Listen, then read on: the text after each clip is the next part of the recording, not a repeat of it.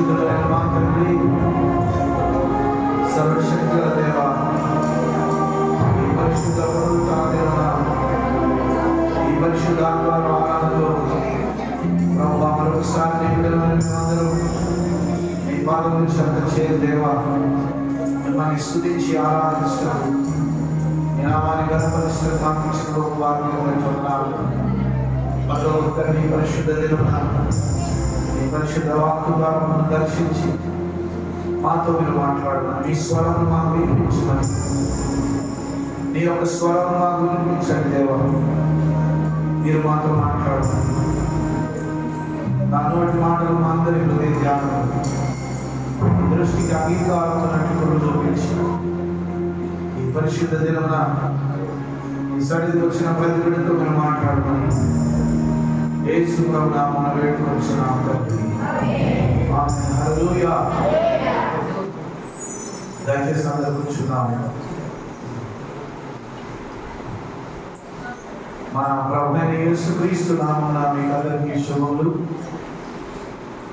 ఈ పరిశుద్ధ పునరుత్థానమున ఈ పరిశుద్ధ ఆదివార వారాలలో ప్రభు బిడ్డలైన మనం ఏకంగా ఆ పరలోక తండ్రి సన్నిధిని చేరి ఆయనను స్తుతించి ఆరాధిస్తూ ప్రభు ఇచ్చిన గొప్ప వాక్యాన్ని బట్టి యేసయ్య నామాన్ని ఘనపరుస్తున్నాం. హల్లెలూయా. మనం దేవుని యొక్క ధర్మశాస్త్రంలో ఉన్నటువంటి విషయాల గురించి మాట్లాడుతున్నాం. హల్లెలూయా. ఎందుకంటే దేవుని యొక్క పరిశుద్ధమైన వాక్యం. హల్లెలూయా. గట్టి చెప్దామా? హల్లెలూయా. హల్లెలూయా. గట్టి చెప్పండి. హల్లెలూయా. హల్లెలూయా. హల్లెలూయా. హల్లెలూయా. హల్లెలూయా. హల్లెలూయా. దేవుని యొక్క పరిశుద్ధమైన వాక్యం వినుట వలన మనకు విశ్వాసము కలుగుతుంది. కాబట్టి ప్రతి వారం దేవుని సన్నిధిలో ఆయన వాక్యాన్ని వినడానికి ఆశతో మనం వస్తున్నాం. హల్లెలూయా. హల్లెలూయా. హల్లెలూయా. బైబిల్ గ్రంథంలో రోమీయులకు రాసిన పత్రికను మనం ధ్యానిస్తున్నాం. రోమీయులకు రాసిన పత్రిక 3వ అధ్యాయం 1వ వచనం నుండి మనం ధ్యానించుకుంటూ వస్తూ ఉన్నాం. దేవుని యొక్క పరిశుద్ధమైన బైబిల్ గ్రంథం ఏం చెప్తుందంటే, మన యొక్క నీతి క్రియలను బట్టి కాదు కానీ, మన యొక్క జ్ఞానమును బట్టి కాదు కానీ, మనకున్న అంద చందములను బట్టి కాదు కానీ, మన యొక్క తెలివిని బట్టి కాదు కానీ, దేవుని యొక్క కృప ద్వారా మనం అందరం రక్షింపబడ్డాం. హల్లెలూయా. ఇది దేవుని యొక్క వరమే. హల్లెలూయా. దేవుని యొక్క కృప ద్వారా మనం అందరం రక్షణలోకి వచ్చాం. హల్లెలూయా. ఇది మనుషుల వలన కలిగినది కాదు, దేవుని యొక్క వరమే. హల్లెలూయా. సకల అన్యజనులు ఏమనుకుంటుందంటే, యేసు ప్రభు నమ్ముకున్న వారు, భారతదేశంలో ఉన్న ప్రజలను బలవంతంగా యేసు ప్రభు నమ్ముకొని మత మార్పిడి చేస్తున్నారు అనుకుంటున్నారు. ఈ మాట వాళ్ళకు ఎవరు నేర్పిస్తున్నారంటే సాతాను పేరు అబద్ధికుడు. వాడు ఎప్పుడు అబద్ధాలు చెప్తాడు. హల్లెలూయా. సాతాను ఏం చెప్తున్నాడా? చెప్పండి, ఏం చెప్తున్నాడా? అన్ని అబద్ధాలే చెప్తాడు. నిజం నీకు తెలవకుండా దాచిపెడతాడు సైతాన్ ఏం దాచిపెడతాడు? నిజమైనది ఏంటిది? సత్యమైనది ఏంటిది? ముఖ్యమైనది ఏంటిది? ఉపయోగపడేది ఏంటి? మేలుకరమైనది ఏంటి? దీవెనకరమైనది ఏంటిది? ఆశీర్వాదాన్ని తెచ్చేది ఏంటిది? ఇవన్నిటి కూడా సైతానుడు మనుషులకు తెలవనీయకుండా ఆటంకపరుస్తూ వస్తూ ఉంటాడు. కారణం ఏంటంటే, మనం సంతోషంగా ఉండడం, మనం ఆనందంగా ఉండడం, మనం దీవించబడడం, మనం గొప్పలం అయిపోవడం సైతానికి అసలే ఇష్టం ఉండదు. అందుకే అపవాది ఎల్లప్పుడూ అన్ని అబద్ధాలు చెప్తాడు. హల్లెలూయా. సైతాను యొక్క అబద్ధాలు ఎవరైతే వింటారో వాళ్ళు తప్పకుండా పడిపోతారు. వాళ్ళు ఎప్పుడు కూడా దేవుల్లో బలం ఉండలేదు. సైతాను మాట వింటే మనం ఎప్పుడు కూడా ప్రభునందు బలం ఉండలేదు. కాబట్టి అపవాదికి చోటీయకుడి అని దేవుని వాక్యంలో ఉంది. నీ హృదయంలోనికి కానీ నీ ఇంట్లోకి కానీ సైతాను వచ్చేటట్లుగా నువ్వు ప్రవర్తించవద్దు. నీ ఇంట్లో కానీ నీ హృదయంలోని కానీ సైతాను వచ్చేటట్లుగా నువ్వు ప్రవర్తిస్తే నువ్వు తప్పకుండా పడిపోతావు. దేవుల్లో బలం ఉండలేవు. ఎవరైతే సైతాను స్వరానికి లోబడతారో, ఎవరైతే సైతాను మాట వింటారో, అపవాది యొక్క మాటను వింటారో వాళ్ళు దేవుని సన్నిధికి రాలేరు, దేవుని మాట వినలేరు, దేవుని అనుసరించలేరు, ఆయన మాటకు లోబడలేరు. అందుకే దేవుడు ఏమంటున్నాడంటే అందరూ కూడా మారు మనసు పొంది శరీర క్రియలను విడిచిపెట్టి ప్రభు వైపు తిరగాలి. అలా ఆయన వైపు తిరిగిన వారికి మాత్రమే దేవుడిచ్చే రక్షణ భాగ్యం. హల్లెలూయా. నీ తెలివి వలన, నీ జ్ఞానం వలన, నీ నీతి క్రియల వలన నీకు రక్షణ రాదు. దేవుని మనసారా నమ్ము, నువ్వు నీ ఇంటి వారు రక్షణ పొందుతారు. హల్లెలూయా. యేసుక్రీస్తు నా ప్రభు అని నీ నోటితో ఒప్పుకొని నీ హృదయంలోకి ఆయనను అంగీకరిస్తే అప్పుడు నీ ఇంటికి రక్షణ వస్తుంది, నీ హృదయానికి రక్షణ వస్తుంది. హల్లెలూయా. అందుకే దేవుడు ఇచ్చేటువంటి రక్షణకును మోషే ఇచ్చినటువంటి ధర్మశాస్త్రానికి భేదం ఏంటో భక్తుడైనటువంటి పౌలు రోమాలో ఉన్న సంఘానికి రాస్తున్నాడు. అట్లనే ఈ నరసింహపేటలో ఉన్నటువంటి ఈ జేసీ టెంపుల్లో ఉన్న సంఘానికి కూడా రాస్తున్నాడు. హల్లెలూయా. బైబిల్ గ్రంథంలో రాయబడే ప్రతి మాట భూమి మీద ఉన్న ప్రతి సంఘాన్ని ఉద్దేశించి దేవుడు రాస్తున్నాడు. తన ప్రవక్తల ద్వారా దేవుడు మాట్లాడుతూ రాస్తూ మనకు జ్ఞానోదయం కలగాలని, ఆయనకు సంబంధించిన జ్ఞానంలో, భక్తిలో, భయంలో, విశ్వాసంలో మనం ఎదగాలని దేవుడే తన పరిశుద్ధ వాక్యాన్ని మనకిచ్చి తన ప్రవక్తల ద్వారా తన యొక్క సత్యాన్ని, తన యొక్క చిత్తాన్ని బయలుపరిచి మనల్ని నడిపిస్తున్నాడు. హల్లెలూయా. కాబట్టి ఈ వాక్యం విని ఆ వాక్యంకి ఎవరు లోబడతారో వారు ధన్యులు అని దేవుని వాక్యం రాయబడింది. ఆయన మాట విని ఆయన చిత్తాన్ని నెరవేర్చేవారు ధన్యులని, ఆశీర్వదింపబడిన వారని, దేవుని కృప పొందిన వారని దేవుని వాక్యంలో రాయబడింది. హల్లెలూయా. రోమీయులకు రాసిన పత్రిక 3వ అధ్యాయం 10వ వచనం. ఇందును గురించి వ్రాయబడినది ఏమనగా, నీతిమంతుడు లేడు, ఒక్కడునూ లేడు, గ్రహించువాడు ఎవడునూ లేడు, దేవుని వెతుకువాడు ఎవడునూ లేడు, అందరూ త్రోవ తప్పి ఏకముగా పనికి మాలిన వారైది. హల్లెలూయా. చూడండి, దేవుని నీతి తప్పిన వారిని, దేవుని సన్నిధిని వదిలిపెట్టి పారిపోయే వారిని, దేవుని మందిరానికి రాకుండా, ఆయనను నమ్ముకోకుండా, ఆయన మాట వినకుండా తప్పించుకొని తిరిగే వారిని దేవుడు ఏమంటాడంటే పనికి మాలిన వారు. హల్లెలూయా. పనికి మాలిన వారు అంటే అర్థం ఏంటి? దేనికి పనికి రాని వాళ్ళు అన్నట్టు. హల్లెలూయా. దేనికి పనికి రాని వాళ్ళు అయితేనే దేవుని సన్నిధిని విడిచి తిరుగుతారు. హల్లెలూయా. చాలా మంది ఏమనుకుంటారంటే ఇవాళ ఎంత ఆదివారం అయినా, ఎంత దేవుని మందిరం అయినా, ఇవాళ నాకు చాలా పని ఉంది, నాకు చాలా పనులు ఉన్నాయి, నా పనులు నేను చూసుకోవాలి అనుకుంటున్నారు. కానీ వాళ్ళని ఏమంటాడు దేవుడు? పరిశుద్ధ దినమున దేవుని ఆరాధించే దినము దొంగిలించి, దేవుని మాట వినకుండా, దేవుని వాక్యం వినకుండా, దేవుని సన్నిధికి రాకుండా తిరిగే వాళ్ళని పనికి మాలిన వారు అంటాడు. హల్లెలూయా. ఎవరంటే వాళ్ళు? పనికి మాలిన వాళ్ళు. వాళ్ళు దేవుని మాట వినరు, దేవుని ఆజ్ఞకు లోబడరు. అందుకే వాళ్ళ జీవితాలు బాగుపడరు. వాళ్ళని దేవుడు ఆశీర్వదించలేడు. హల్లెలూయా. ఆశీర్వాదం వస్తుంది వాళ్ళకి, రాదు. బాగా గమనించండి, చిన్న బిడ్డలైనా, యవనస్తులైనా, స్త్రీలైనా, పురుషులైనా, వృద్ధులైనా, ఎవరైనా సరే దేవుని యందు మనసాన విశ్వాసం ఉంచి ఆయన చిత్తానుసారంగా ఎవరైతే జీవిస్తారో వారు మాత్రమే దేవుని బిడ్డలు ఎంచబడతారు.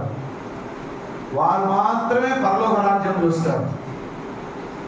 దొంగలు, మోసగాళ్ళు, త్రాగుబోతులు, వ్యభిచారులు, సిగరెట్ తాగేవారు, అబద్ధాలు ఆడేవారు, బూతులు ఆడేవారు, సినిమాలు చూసేవారు, కొట్లాడేవారు, జగడగొండితనం గలవారు, అల్ప విశ్వాసులు దేవుని రాజ్యాన్ని స్వతంత్రించుకొననేరరు అని దేవుని వాక్యం ఉంది. హల్లెలూయా, హల్లెలూయా. కాబట్టి దేవుని మాట విని ఆ మాటకు లోబడిన వారికే దేవుని కృప దొరుకుతుంది. ప్రతి విషయానికి నువ్వు దేవుని నమ్మొచ్చు. అయితే దేవుని ద్వారా నువ్వు పనికొచ్చే వ్యక్తిగా ఉండాలి, కానీ పనికి మాలిన వ్యక్తి అని దేవుడు నిన్ను అనొద్దు. హల్లెలూయా. దేవుని చేత పనికి మాలిన వాడా అనిపించుకోవడం మనకు మంచిదా? హల్లెలూయా. దేనికి పనికి రాకుండా పోతున్నాం మనం ఒకవేళ దేవుని సన్నిధిని నిర్లక్ష్యం చేస్తే. మార్త ఏమో కుటుంబ సంబంధమైన పనులు చూసుకుంటుంది, మరియ ఏమో యేసయ్య వచ్చాడు కనుక యేసయ్య మాటలు వింటానని శ్రద్ధతో యేసయ్య పాదముల చెంత చేరి ఆయన మాటలు వింటుంది. హల్లెలూయా. ఎవరు ఎన్నుకున్నది శ్రేష్టమైనది చెప్పండి? మరియ ఎన్నుకున్నది శ్రేష్టమైనది. ఏంటిదట? దేవుని మాట వినడం. మనుషులు ఏమనుకుంటారంటే పని చేయడం శ్రేష్టమైనది, డబ్బు సంపాదించడం శ్రేష్టమైనది, ఇల్లు కట్టుకోవడం శ్రేష్టమైనది, ఆస్తి సంపాదించుకోవడం శ్రేష్టమైనది, పేరు సంపాదించుకోవడం శ్రేష్టమైనది అని లోకంలో ఉన్న వాటి వారి కొరకు మనుషులు పరిగెడుతుంటే దేవుడు ఏమంటున్నాడంటే నా సన్నిధిలో ఉండి నా చిత్త ప్రకారాన్ని నెరవేర్చే వారే ధన్యులు అంటాడు. హల్లెలూయా. వారే ఆశీర్వదింపబడిన వారు. ఆయన మాటకు లోబడి ఆయన చిత్తానుసారంగా జీవించే వాళ్ళే ఆశీర్వాదానికి పాత్రులు. హల్లెలూయా. ఇక్కడ దేవుడు అంటాడు నీతిమంతుడు లేడు, ఒక్కడు లేడు, అందరూ పాపం చేశారు. దేవుడు అనుగ్రహించే మహిమను పోగొట్టుకొని పనికి వాలిన వారైరి. మేలు చేయవాడు లేడు, ఒక్కడైనను లేడు. వారి గొంతుగా తెరిచిన సమాధి, తమ నాలుగుతో మోసము చేయుదురు. వారి పెదవుల క్రింద సర్ప విషయం ఉన్నది, వారి నోటి నిండా శపించుటయు పగయు ఉన్నవి. రక్తము చిందించుటకు వారి పాదములు పరిగెత్తుచున్నవి. నాశనమును కష్టమును వారి మార్గంలో ఉన్నవి, శాంతి మార్గము వారు ఎరుగరు. వారి కన్నుల ఎదుట దేవుని భయం లేదు. హల్లెలూయా. ఏం లేదమ్మా? అంటే మనం దేవుని భయపడాలన్నట. అమ్మ దేవుని భయపడాలా మనం? చెప్పండి, దేవుని భయపడాలా? అవును. దేవుని భయపడకపోతే మనం శాపగ్రస్తులు అయిపోతాం. అమెరికా దేశంలో దేవుని భయం లేకుండా మీటింగ్లో మైక్ పట్టుకొని ఏం చెప్పారంటే, ఏమన్నారంటే దేవుడు లేడు ఇక్కడ, మన సిటీలో దేవుడు లేనంత మాత్రాన ఏం బాధపడ అవసరం లేదని చెప్పారు. మన పట్టణంలో సృష్టికర్త లేడు, లేకపోయినంత మాత్రం ఎంత బాధపడాల్సిన అవసరం లేదంటే అందరూ గల్లును నవ్వింది. ఇప్పుడు ఏడుస్తారు, ఎందుకంటే లాస్ ఏంజల్స్ అనే సిటీ మొత్తం కాలిపోయింది, కొంచెం కూడా లేదు, అంత కాలిపోయింది, పట్టణం అంతా కాలిపోయింది. ప్రపంచం అంతటి తెలిసి వచ్చింది వాళ్ళు సృష్టికర్తను దూషించినందుకు అట్లా జరిగిందని. హల్లెలూయా. మోసపోకుడి, దేవుడు వెక్కిరింపబడని దేవుడు వాక్యం రాయడం. దేవుని నామాన్ని అవమానపరిచిన, దేవుని మాటకు లోబడకపోయినా, దేవుని మాట వినకపోయినా, ఆయన సన్నిధిలో భయం భక్తి లేకపోయినా వాళ్ళు శాపగ్రస్తులే. హల్లెలూయా. నీకు దేవుని మీద భక్తి ఉండాలి, దానికి తోడు భయం కూడా ఉండాలి. హల్లెలూయా. ఏముండాలమ్మా? భక్తి ఉండాలి, ఇంకేముండాలి? అమ్మో నేను దేవుని బిడ్డను, అయ్యో నేను పాపం చేస్తే దేవుని ఆశీర్వాదం పోగొట్టుకుంటేనేమో, శాపం వస్తుందేమో, నేను దొంగతనం చేస్తే పాపం అయిపోతుంది, నేను మోసం చేస్తే, నేను అబద్ధాలు ఆడితే, నేను సిగరెట్ తాగితే, నేను సారా తాగితే, నేను బూతులు ఆడితే, నేను కొట్లాడితే, నేను సినిమాలు చూస్తే, అపవిత్రమైన మార్గాల్లో నడిస్తే, అమ్మో దేవుడు నన్ను శిక్షిస్తాడేమో, దేవుని శాపం నా మీదకి వస్తుందేమో అని మనం దేవుని మీద భయం ఉండాలి, మరియు భక్తి కూడా ఉండాలి. హల్లెలూయా. భక్తి ఉండాలి, భయం ఉండాలి. ఈ రెండిట్లో ఏది లేకపోయినా నువ్వు దేవుని మాట వినవు. హల్లెలూయా. హల్లెలూయా. పక్కనంతో చెప్పండి, భక్తి ఉండాలి, భయం ఉండాలి. ఈ రెండిట్లో ఏది లేకపోయినా నువ్వు దేవుళ్ళు ఉండలేవు. హల్లెలూయా. ఏముండాలమ్మా?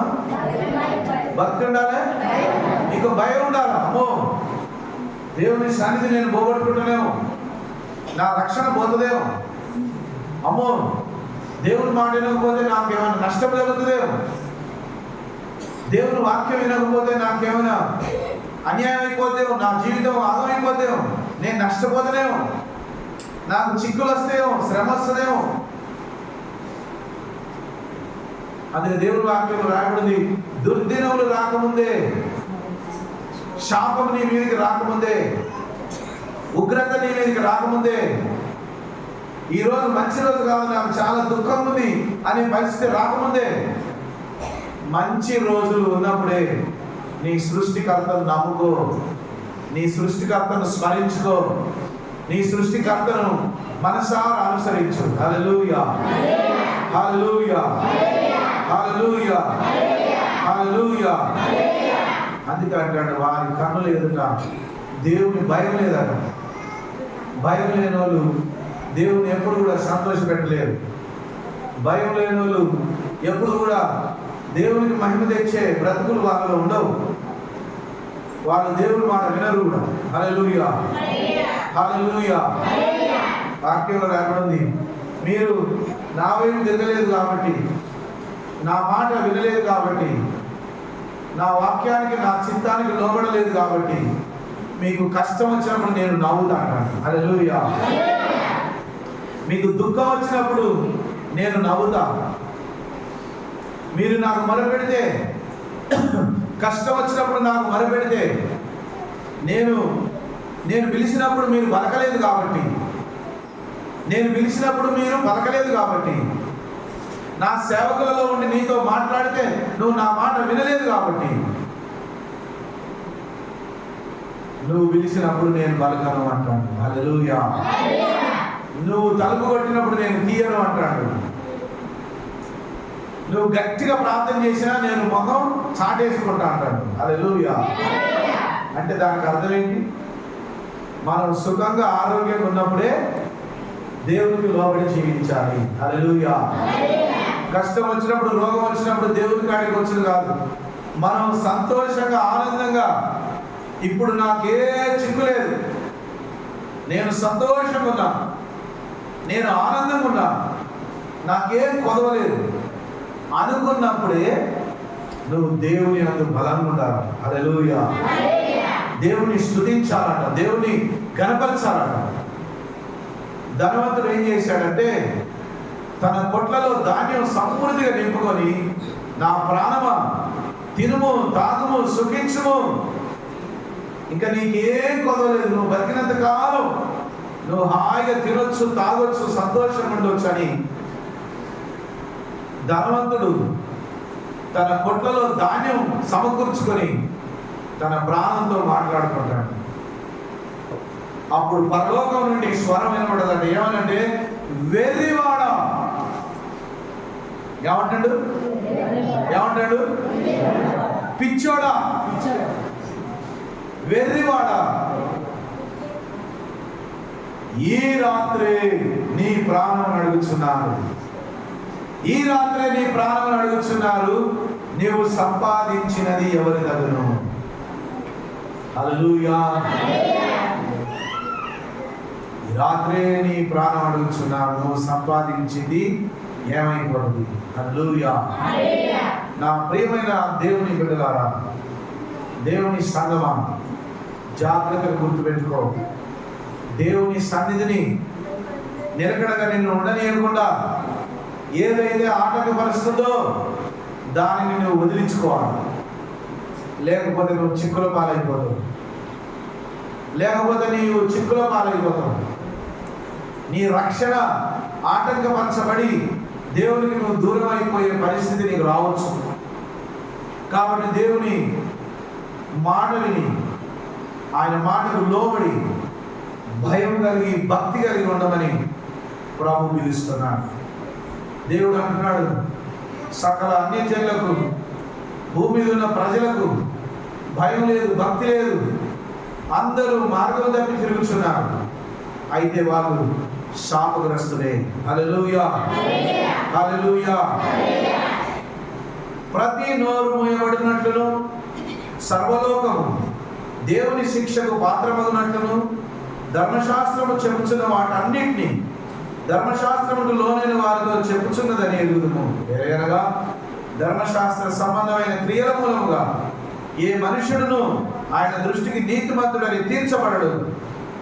ధర్మశాస్త్రం వల్ల పాపమనగా ఎట్టిదో తెలియబడుచున్నది. ఇట్లుండగా ధర్మశాస్త్రమునకు వేరుగా దేవుని నీతి బయలుపరచబడుచున్నది. దానికి ధర్మశాస్త్రమును ప్రవక్తలను సాక్ష్యం ఇచ్చుచున్నారు. అది యేసుక్రీస్తునందరి విశ్వాసమూలమైనదై నమ్ము వారందరికీ కలుగు దేవుని నీతి అయి ఉన్నది. హల్లెలూయా. దేవుని నీతి పొందుకోవాలంటే నువ్వు నమ్మితే చాలు. హల్లెలూయా. దేవుని నీతి పొందుకోవాలంటే ఏం చేయాలి? మనం నమ్మితే చాలు. నా పాపములను దేవుడు క్షమించాడు, తన రక్తంలో నా పాపములను కడిగి నన్ను పవిత్రపరిచాడని నువ్వు నమ్మితే చాలు. హల్లెలూయా. యేసు ప్రభు దగ్గరికి ఒక యవనస్తుడు వచ్చాడు. యవనస్తుడు వచ్చి యేసు ప్రభుని అడిగాడు. ఏమనంటే, బోధకుడా, నేను పరలోక రాజ్యం చేరాలంటే ఏం చేయాలి? నేను దేవుని రాజ్యం పొందుకోవాలంటే ఏం చేయాలి? అప్పుడు యేసు ప్రభు అన్నాడు, నీకు తెలియదు ఏముంది? ధర్మశాస్త్రంలో మోషే ఏం చెప్తాడు? అబద్ధం ఆడొద్దు, వ్యభిచరించవద్దు, దొంగతనం చేయొద్దు, మోసం చేయొద్దు. మొత్తం ధర్మశాస్త్రం నీకు తెలుసు కదా. దాన్ని నువ్వు జాగ్రత్తగా పాటిస్తే నీకు పరలోక రాజ్యం వస్తుందని యేసు ప్రభు చెప్తే, ఆ యవనస్తుడు ఏమన్నాడంటే, ఓ చిన్నప్పటి నుంచి నేను చర్చిలోనే ఉన్నా. హల్లెలూయా. చిన్నప్పటి నుంచి ఎక్కడున్నా? నేను చిన్నప్పటి నుంచి నేను దేవుని భయం భక్తిలో పెరిగిన. నాకు అవన్నీ తెలియదు. ఆ త్రాగుడు ఏందో, ఆ దొంగతనం ఏందో, ఆ వ్యభిచారం ఏందో, ఆ పాపం ఏందో, ఆ సినిమాలు అవన్నీ మాకు తెలియదు. మేము చిన్నప్పటి నుంచే నేను భయభక్తి కలిగి పెరిగినాను. హల్లెలూయా. యేసయ్య అన్నాడు, నా కుమారుడా, నీకు ఒకటి కొదువుగా ఉన్నది. నీ ధనమును, నీ ఆస్తిని అతడిని అమ్మి బీదలకిచ్చి నువ్వు వచ్చి నన్ను వెంబడించు అన్నాడు. హల్లెలూయా. ఎందుకంటే ఆ యవనస్తునికి ఆయన ధనమే దేవుడు అయిపోయింది. ఆయన డబ్బే దేవుడు అయిపోయి దేవుని మందిరానికి వెళ్ళకుండా, దేవుని సన్నిధిలో ఉండకుండా, పరిశుద్ధంగా ఒకవేళ జీవిస్తుండొచ్చు కానీ దేవుని పద్ధతిని, దేవుని వాక్యాన్ని సరైన రీతిలో పాటించకుండా తన ధనమే తన దేవుడుగా ఆరాధించుకుంటూ పోతాడు. హల్లెలూయా. ప్రభు అన్నాడు, ఒక్కటి కొదువుగా ఉన్నది. హల్లెలూయా. ఏ ఒక్కటి కొదువుగా ఉన్నా కూడా నీకు పరలోకం లేదు. ఏ ఒక్క విషయంలో కూడా నువ్వు లోబడకపోయినా దేవునికి, నీవు దేవుని రాజ్యాన్ని చూడలేవు. అన్ని విషయములలో, హల్లెలూయా చెప్పండి, అన్ని విషయములలో, గట్టిగా చెప్పండి, నోరులో చెప్పండి, అన్ని విషయములలో అన్ని విషయములలో.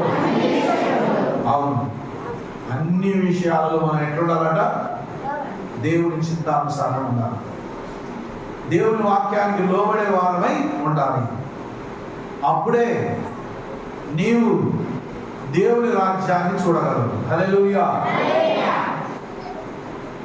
పరలోకం పోయేటోళ్ళు ఉన్నారట, నరకానికి పోయేటోళ్ళు కూడా ఉన్నారు. దేవుని నమ్ముకొని కూడా పరలోకం పోయేటోళ్ళు ఉన్నారు, మరియు దేవుని నమ్ముకొని కూడా నరకానికి పోయేటోళ్ళు ఉన్నారు. అందుకే ప్రతిరోజు మనల్ని మనమే పరీక్ష చేసుకోవాలి. ప్రతిరోజు ఏం చేయాలమ్మా? ప్రతిరోజు ఏం చేయాలి? మనల్ని మనమే, అబ్బో నేను ఎంత జాగ్రత్తగా ఉంటున్నాను, నా భక్తి దేవుడు అంగీకరిస్తాడా లేదా, నా ప్రార్థన దేవుడు వింటాడా లేదా, నేను అన్ని విషయాలలో దేవునికి ఇష్టంగా ఉన్నానా లేదా, ప్రతి ఒక్కటి అనుక్షణం నువ్వు గమనించుకోవాలి. ప్రతి ఒక్కటి నువ్వు అనుక్షణం ఆలోచించి నేను ఏ విషయంలో దేవునికి వ్యతిరేకంగా ఉన్నానో, నేను ఏ విషయంలో దేవునికి లోబడట్లేదో అని ఎప్పటికీ మనల్ని మనమే పరీక్ష చేసుకోవాలి. హల్లెలూయా, హల్లెలూయా, హల్లెలూయా, హల్లెలూయా. అందుకే అంటున్నాడు, ధర్మశాస్త్రము నిన్ను రక్షించజాలదు, కానీ ధర్మశాస్త్రం అనేది, మోషే ఇచ్చినటువంటి ఆజ్ఞలు అనేటివి పాపం అనేది ఏంటో, పాపం చేయకుండా ఉండాలని కేవలం చెబుతుంది, కానీ ఆ ధర్మశాస్త్రం నీకు పరలోకం ఇయ్యలేదు. మరి రక్షణ ఇచ్చేది, పరలోకం ఇచ్చేది ఏంటంటే, యేసు రక్తంలో కడగబడి ఆయనే నా రక్షకుడని నమ్మి గత పాపములన్నీ విడిచిపెట్టి నీతిగా పరిశుద్ధంగా జీవిస్తే నీకు పరలోక రాజ్యం. హల్లెలూయా. అందరూ నాకేం చూడండి, విచారంలో పట్టబడిన ఒక యవనస్తురాలు యేసు ప్రభు దగ్గర తీసుకొచ్చారు. తీసుకొస్తే అందరూ కూడా ఏమన్నారంటే, పాపి. ఈమె ఎవరు? పాపి. పాపం చేసింది కాబట్టి, పాపి కాబట్టి మోషే ధర్మశాస్త్రం చొప్పున ఈమెను మేము రాళ్లతో కొట్టి చంపుతామని అన్నారు.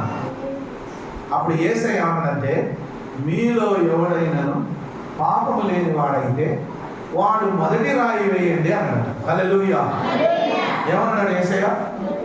మీలో ఎవరైతే పాపము లేని వారైతే ఉంటే వాళ్ళు మొట్టమొదటి రాయి ఇసిరేయండి ఆమె మీదకి అన్నాడు. హల్లెలూయా. అందరూ గుసగుసలు ఆడుకుంటారు. అమ్మ రాయి ఎద్దునా వద్దా? వేయకపోతేనేమో ఆయన నన్ను పాపి అంటాడు, రాయి వేస్తేనేమో ఏమంటాడు? ఒకవేళ రాయి వేస్తే నా బండారం అంతా బయట పెడతాడు. హల్లెలూయా. రాయి వేస్తే, ఒకవేళ రాయి వేయకపోతే నన్ను పాపి అంటారేమో. ఈ విధంగా అనుకునే లోపల యేసయ్య కింద కూర్చొని అక్కడ నిలబడిన వాళ్ళందరి పాపాలన్నీ మెల్లగా ఇసుకలో రాస్తాడట, ఒక్కొక్కరి పాపాలు. హల్లెలూయా. అమ్మ నా పాపాలన్నీ రాస్తాడు. ఇక్కడ కొద్దిసేపు ఉంటే నా బండారం అంతా బయట పెట్టేస్తాడు. నేను ఇక్కడ ఉండడం మంచిది కాదని అందరు అక్కడ రాళ్ళు పడేసి ఒకటే ఊరుకున్నాడు. హల్లెలూయా. అరే ఎందుకు ఉరుకుతారు? రాళ్ళేయమని చెప్పినా వాళ్ళ మీద, ఆ అమ్మాయి మీద రాళ్ళేయండి. మీలో ఎవడైతే పాపం లేనివాడో వాడు మొదట రాయేమంటేనే అట్టుకుతారు ఎదురా. ఒక్కడు కూడా లేరట. హల్లెలూయా, హల్లెలూయా, హల్లెలూయా, హల్లెలూయా, హల్లెలూయా, హల్లెలూయా. 23వ వచనం, ఏ భేదము లేదు, అందరూ పాపము చేసి దేవుడు అనుగ్రహించు మహిమను పొందలేకపోతున్నారు. హల్లెలూయా. ఏం చేస్తారట? మనుషులకున్న పని ఏందట? మనుషులకున్న పని ఏందట? ఏ భేదం లేదు, అందరూ పాపం చేసి దేవుడు అనుగ్రహించే మహిమను చేతులారా పోగొట్టుకుంటారు. ఎట్లమ్మా? చేతులారా. సచ్చినాక అగ్నిగుండంలో వేయబడినాక అయ్యో నేను చెప్తే వినలేదు, మళ్ళా యేసయ్యా నన్ను క్షమించు, ఇట్లా నరకంలో ఇట్లుంటుంది అనుకోలేదు, నన్ను క్షమించి యేసయ్యా, తప్పైంది యేసయ్యా, మా అయ్యగారు చెప్పిన వినలే, దేవుని బిడ్డలు చెప్పిన వినలే, ఎవరు చెప్పినా వినలే, నాకు తెలిసిందే కరెక్ట్ అనుకో, నేను ఉరికిన యేసయ్యా, నన్ను క్షమించి యేసయ్యా, నన్ను నరకంలో పడేయక యేసయ్యా అంటే అక్కడ యేసయ్య ఏం సపోర్ట్ చేయడం. హల్లెలూయా, హల్లెలూయా. ఏ భేదం లేదు, అందరూ పాపం చేసి దేవుడు అనుగ్రహించే మహిమను పోగొట్టుకున్నారు. హల్లెలూయా. అప్పుడు యేసు ప్రభువు ఆ యవనస్తురాలను చూసి, బిడ్డ నువ్వు ఇదివరకు తెలవక పాపం చేసి ఉండొచ్చు, నేను చేసేదే కరెక్ట్ అనుకున్నావేమో. హల్లెలూయా. ఆ అమ్మాయి వ్యభిచారంలో పట్టబడిందట. అనేక మంది పురుషులతో పాపం చేస్తూ తిరుగుతుంటే అది దొంగ అని పట్టుకున్నారట. పట్టుకుంటే మోషే చెప్పాడట, అటువంటి పనులు చేసే వాళ్ళకి రాళ్ళు తీసుకొని కొట్టాలన్నారట. హల్లెలూయా. అందరు నాకు వెళ్ళడం పెళ్లి కాకముందుకే పర పురుషులతో కానీ పర స్త్రీలతో కానీ పాపం చేసే వాళ్ళని, వ్యభిచరించే వాళ్ళని రాళ్ళు తీసుకొని కొట్టాలని మోషే ధర్మశాస్త్రం రాయబడింది. అది ధిక్కరించడానికి వీలేదు, అది పాటించాలి. అందరు రాళ్ళు తీసుకొని ఆమె మీదకి వచ్చారు. హల్లెలూయా. యేసయ్య అందరి పాపాలు రాసేసరికి అందరూ పారిపోయింది. హల్లెలూయా. అప్పుడు యేసు ప్రభు పాదముల చెంత ఉన్నప్పుడు యేసయ్య ఏమన్నాడంటే, ఇదంతా నేను పాపంలో పట్టబడిన స్త్రీ ముచ్చట ఎందుకు చెప్పుకొచ్చానంటే, యేసు ప్రభు కూడా ఆమె మీద రాయి వేయలేదు. హల్లెలూయా. యేసు ప్రభు కూడా ఆమె మీద రాయి వేయలేదు. అంటే యేసయ్యలో పాపం ఉన్నట్ట. యేసయ్య ఎందుకు రాయి వేయలేదంటే, ఆమెను క్షమించి ఏమంటాడంటే, భూమి మీద పాపములను క్షమించే అధికారం ఆయనకే ఉన్నది కాబట్టి, ఆయన పాపము లేని పరిశుద్ధుడు కాబట్టి, నీతిమంతుడు కాబట్టి ఆయన ఏమన్నాడంటే, బిడ్డ నేను కూడా నిన్ను శిక్షించను, ఇకను పాపము చేయకము. హల్లెలూయా. ఏం చేయొద్దు ఇక నుండి, ఏం చేయొద్దు నువ్వు, ఇంతటితో నీ పాపమును ఆపేయి, ఇంకా దాంట్లోనే మునిగిపోకు, ఇంకా అట్లనే మునిగిపోయి ఆగమై రోగాల పాలై మరణం తెచ్చుకొని నరకానికి వెళ్ళిపోకు. హల్లెలూయా.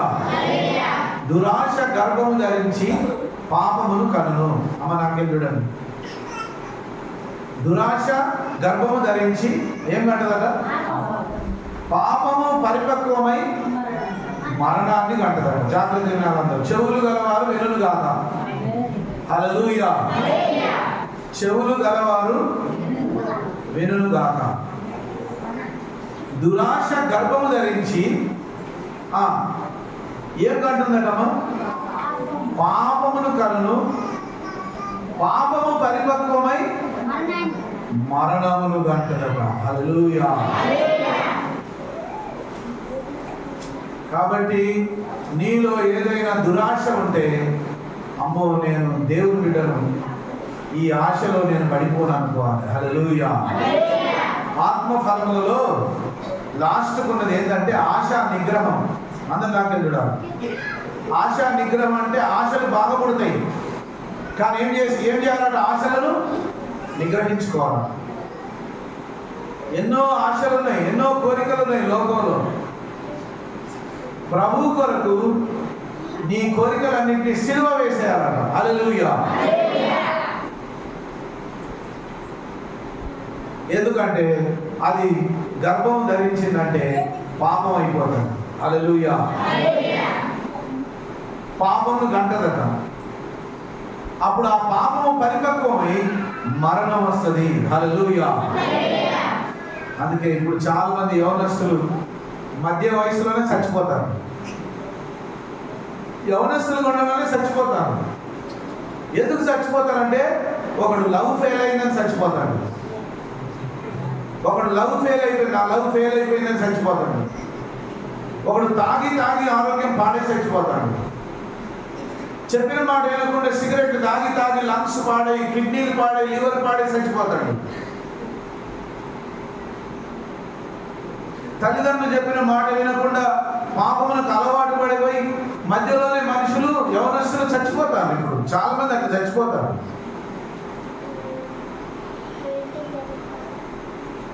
దేవుని వాక్యంలో రాయబడినట్టుగా యవన బిడ్డలు చాలా జాగ్రత్తగా ఉండాలి. ఎందుకంటే నీ భవిష్యత్తు చెడిపోద్ది.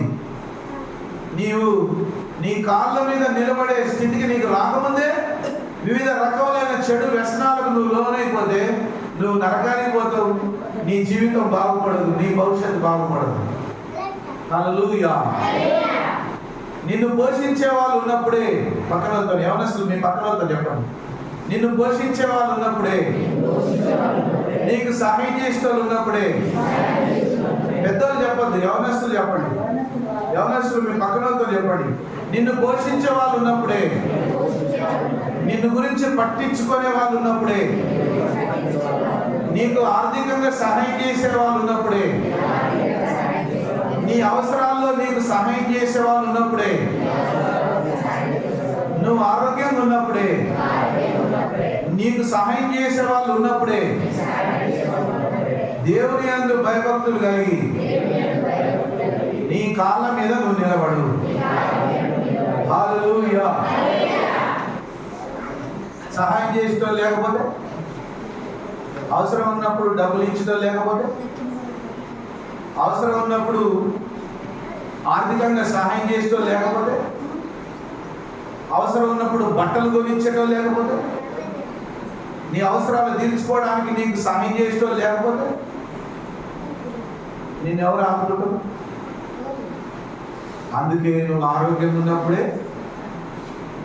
నీ తల్లిదండ్రులు చెప్పినట్టు విని లోబడి నీ కాళ్ళ మీద నువ్వు నిలబడేంత వరకు చాలా భయంతో భక్తితో దేవుని కొరకు జీవించు.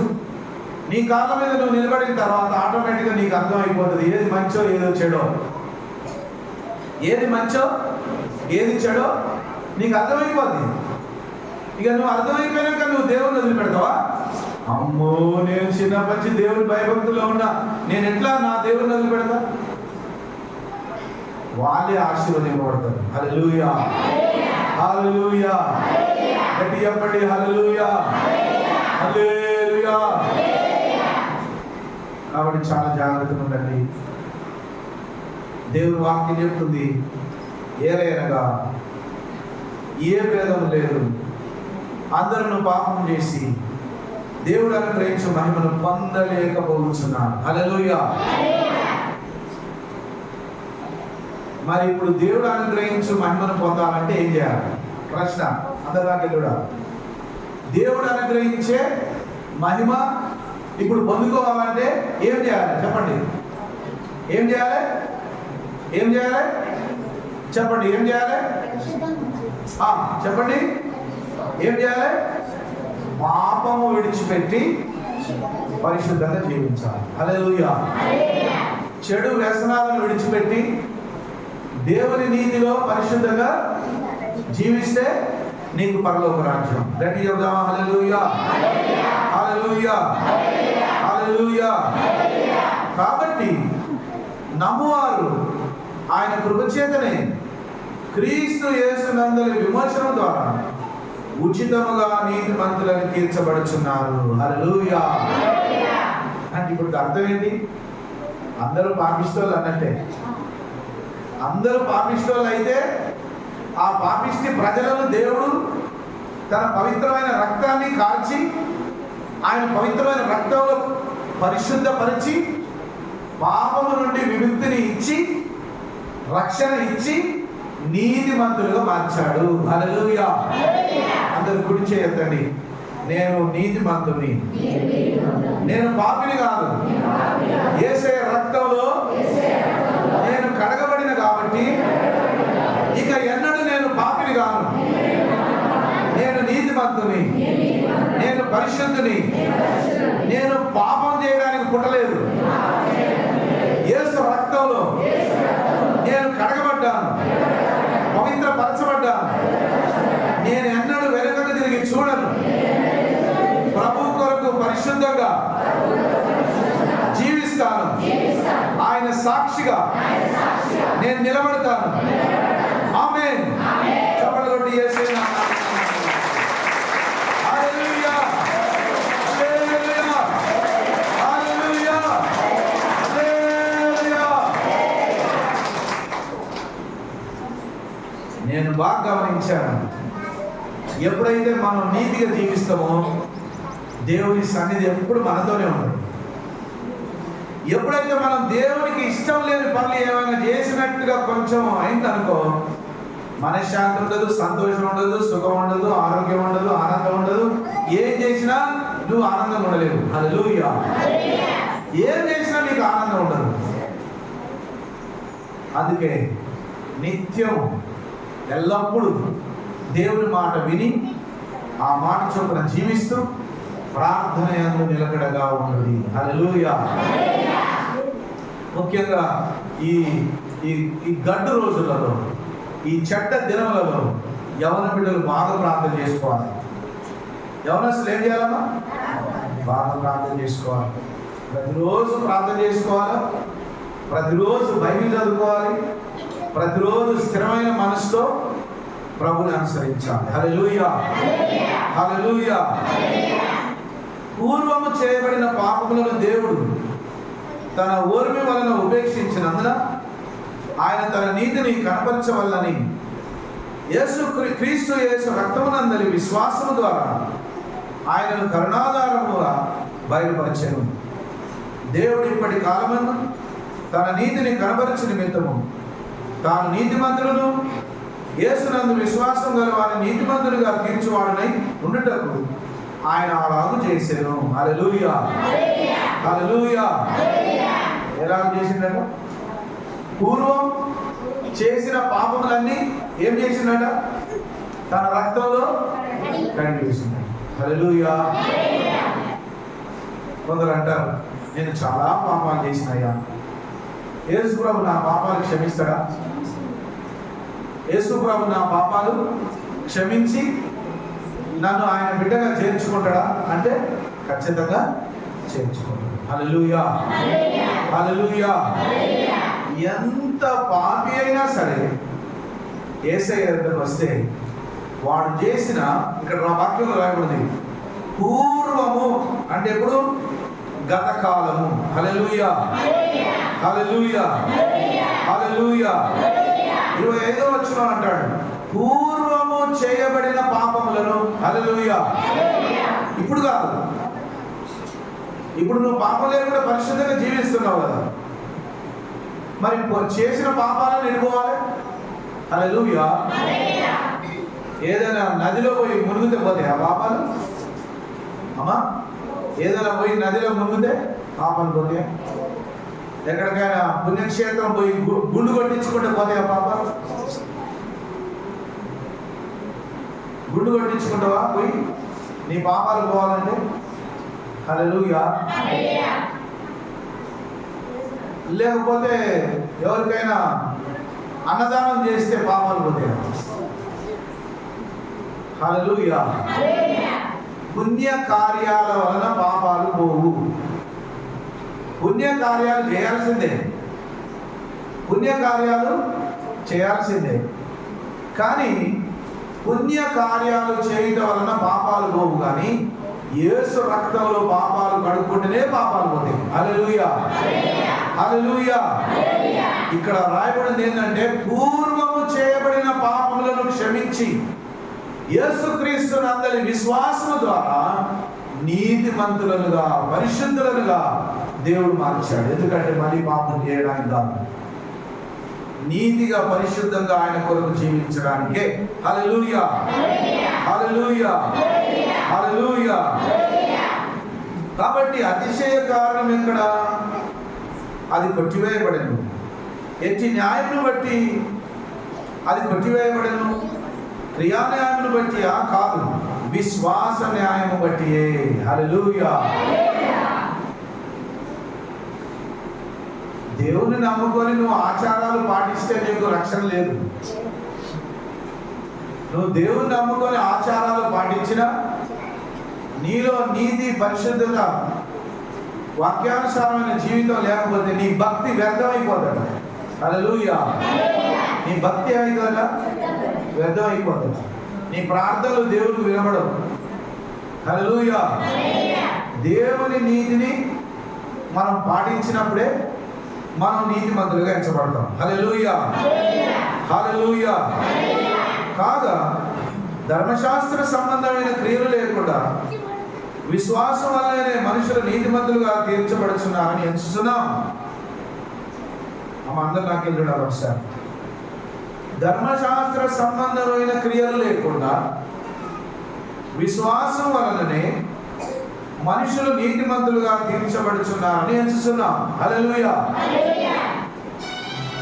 అంటే మనుషులు ధర్మశాస్త్రాన్ని చదవడం ద్వారా, పాటించడం ద్వారా కాదు, కానీ దేవుని యందు స్థిరమైన విశ్వాసం ఉంచడం ద్వారా రక్షణ వస్తుంది. హల్లెలూయా. అంటే దానికి అర్థం ధర్మశాస్త్రం పాటించే అవసరం లేదన్నట. చెప్పండి, అవసరం లేదా? ధర్మశాస్త్రాన్ని పాటించొద్దా? అంటే మోషే చెప్పిన ఆజ్ఞలు పాటించొద్దా? వదిలేయాలా? చెప్పండి, వదిలేయాలా? లేదు. చివరికి అంటాడు ధర్మశాస్త్రాన్ని మనం పాటిస్తున్నాం అంటాడు. హల్లెలూయా.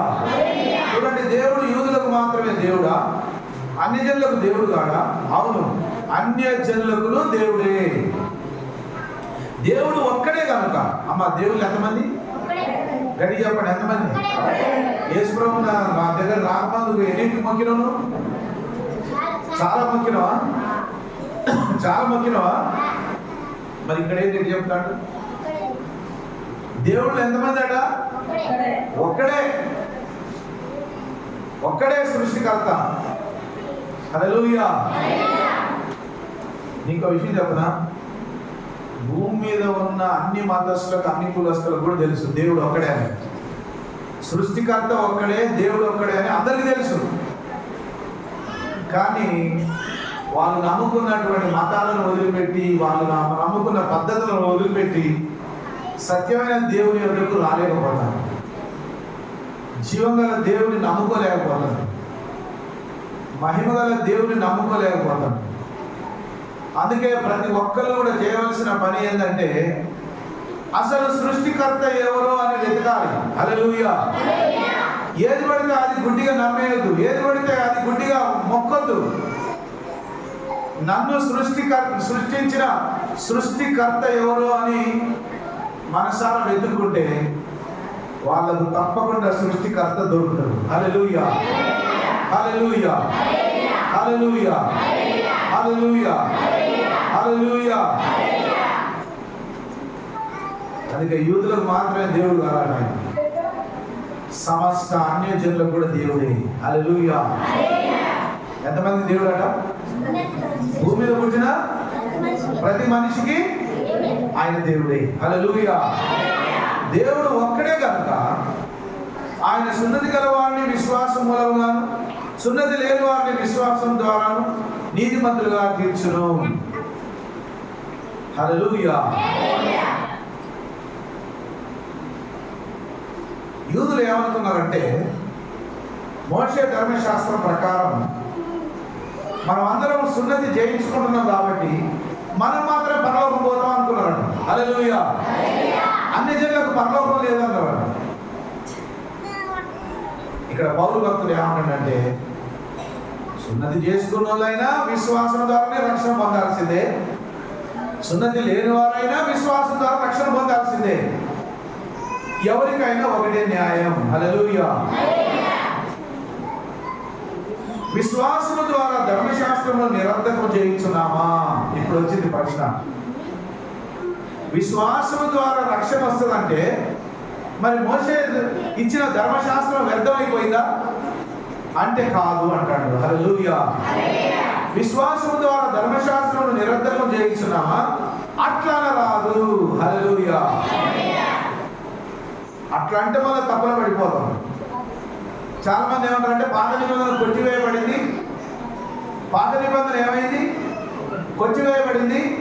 పాత నిబంధన మనం పాటించే అవసరం లేదు అని అనుకుంటారు. కానీ పాత నిబంధన యొక్క నెరవేర్పే కొత్త నిబంధన. హల్లెలూయా. పాత నిబంధన యొక్క నెరవేర్పు, పరిపూర్ణత కొత్త నిబంధనలో వచ్చింది అంతే. హల్లెలూయా.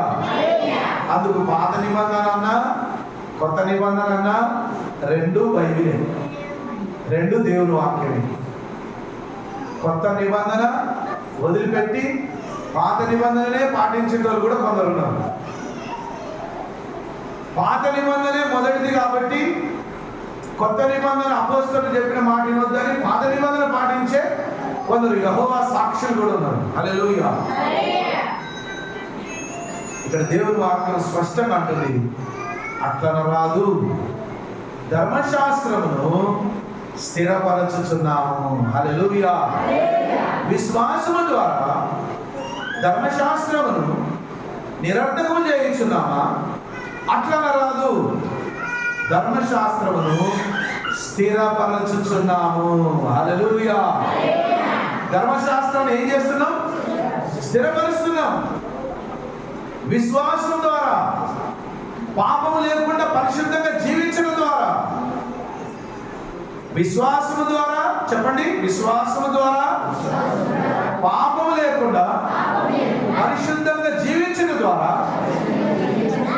ధర్మశాస్త్రాన్ని స్థిరపరుస్తున్నాము. హల్లెలూయా. అప్పుడు ఈ బైబిల్ గ్రంథం అంతట్లో ఉన్న ప్రతి మాట మనందరి కొరకే. దీంట్లో ఉన్న ప్రతి మాటను మనం పాటించాలి. హల్లెలూయా. చాలా మంది అన్యజనులు ఏం చేస్తున్నారంటే, ఈ బైబిల్లో కూడా కొన్ని తప్పులు ఉన్నాయి. బైబిల్లో కూడా ఏమున్నాయట? కొన్ని తప్పులు ఉన్నాయంటే, బైబిల్లో ఉన్న దేవుల్లో తప్పు లేదు, కానీ బైబిల్లో ఉన్న మనుషులలో తప్పులు ఉన్నాయి. అవునా కదా?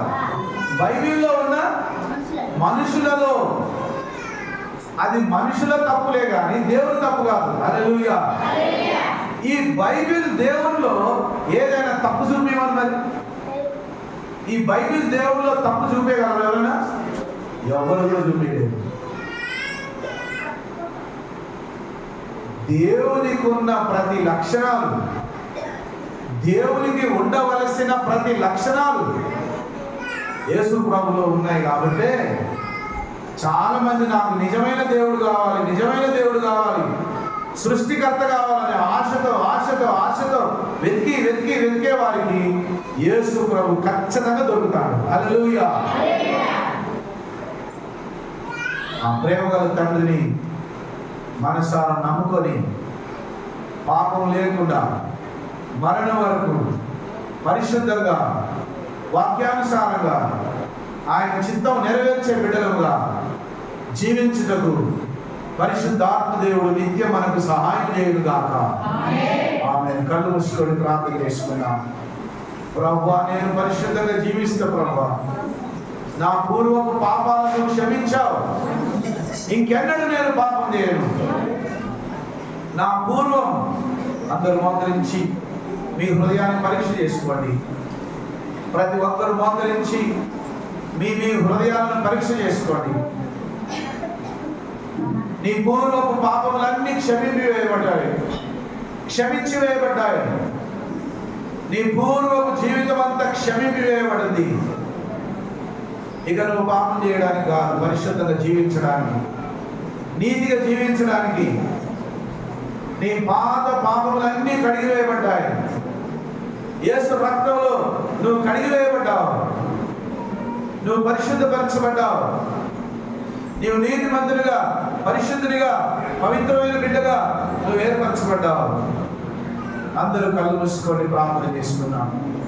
ప్రభువా, నేను పాపినై ఉండగా నా పూర్వపు పాపములన్నీ నువ్వు క్షమించావు. నీకు వందనాలు.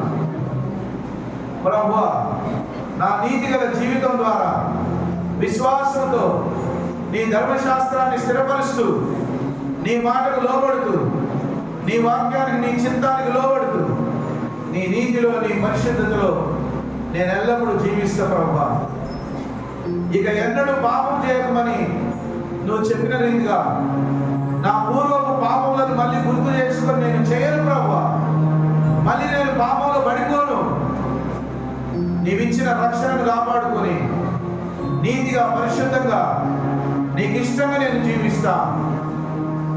నన్ను బలపరిచి నాకు సహాయం చేయమని ప్రభు సన్నిధిలో ప్రార్థించుకో. పరిశుద్ధమైన మా ప్రభువా, సర్వశక్తి గల మా తండ్రి, మీకు వందనాలు.